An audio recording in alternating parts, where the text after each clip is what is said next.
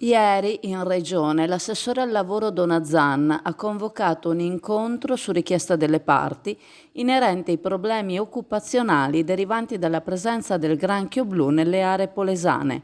Hanno partecipato il Consorzio Cooperative Pescatori del Polesine, Conf Cooperative Fedagri, Lega Coop Agroalimentare, Impresa Pesca Coldiretti, AMA e le organizzazioni sindacali di categoria FLAI CGL, FAI CISL e Willa Pesca. Presente l'assessore alla pesca Cristiano Corazzari e l'unità di crisi aziendali. I danni alla pesca e nell'acquacultura nel Polesine sono stati ingenti a causa del granchio blu. La Regione, attraverso Veneto Agricoltura, ha approvato un piano d'emergenza e sono stati infatti distrutti gli ecosistemi che permettevano all'intero comparto di svolgere la propria attività.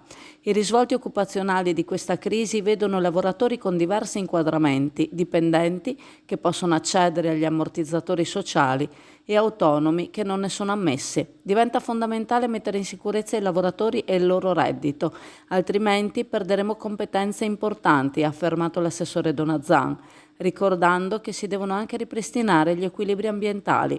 Nella stessa direzione sta andando l'Emilia-Romagna, con cui il Veneto si sta confrontando. Hai già fatto il cambio gomme? Per i tuoi pneumatici invernali o per quelli 4 stagioni, così da non pensarci più, vai da SD Auto a Borgo San Giovanni. Non solo te le cambiano, ma se in garage non hai spazio, tengono le tue in custodia. Da SD Auto, per la cura della tua auto a 360 gradi.